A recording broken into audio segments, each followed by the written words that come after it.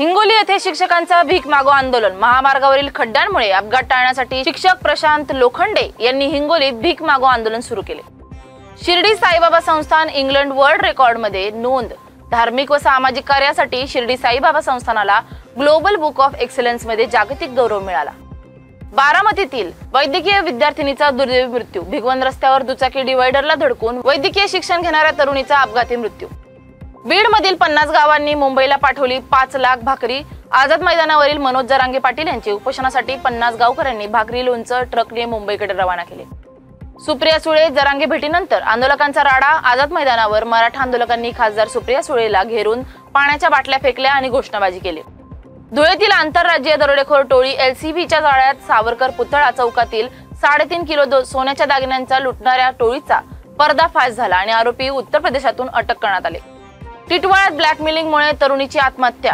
Social मीडियावर धमकी दिल्याने कल्याण नजीकच्या गावातील तरुणीने गळफास घेऊन आत्महत्या केली आणि प्रकरणाचे तपास सुरू आहेत।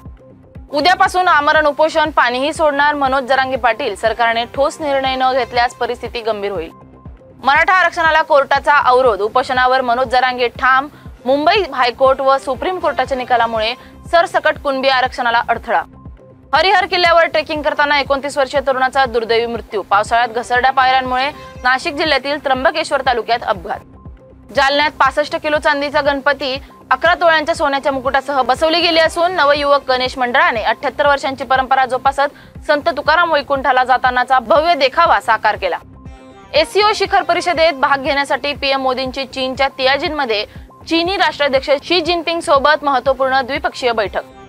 जम्मू आणि काश्मीर मुख्यमंत्र्यांनी रामबानमध्ये मुसळधार पावसामुळे पूरग्रस्त भागांची पाहणी करून नुकसान मूल्यांकन केले आणि प्रभावित नागरिकांना तातडीची मदत पोहोचवण्यासाठी प्रशासनाला निर्देश दिले। इंडियन पिकल बॉल असोसिएशनने अहमदाबादमध्ये 2025 वर्ल्ड कप साठी भारताच्या पिकल बॉल टीमच्या निवडीसाठी ऐतिहासिक ट्रायल सुरू केले। काश्मीरी लेखक गाझी जी नबी काश्मीरी यांनी आपल्या नव्या पुस्तक शियार कयाजी गौचे श्रीनगरमध्ये प्रकाशन केले आहे, जे तरुणांमध्ये मातृभाषेतील आवड पुन्हा जागवण्याच्या उद्देशाने लिहिले गेले। उत्तर प्रदेशातील लखनौ शहरातील फटाकेच्या कारखान्यात झालेल्या स्फोटात 2 ठार आणि 5 जखमी झालेत। पोलीस आणि आपत्कालीन टीम घटनास्थळी दाखल झाले। केंद्रीय गृहमंत्री अमित शहा यांनी अहमदाबादच्या चांडलोदिया वार्डमध्ये Vande Mataram urban health care सेंटरचे उद्घाटन केले।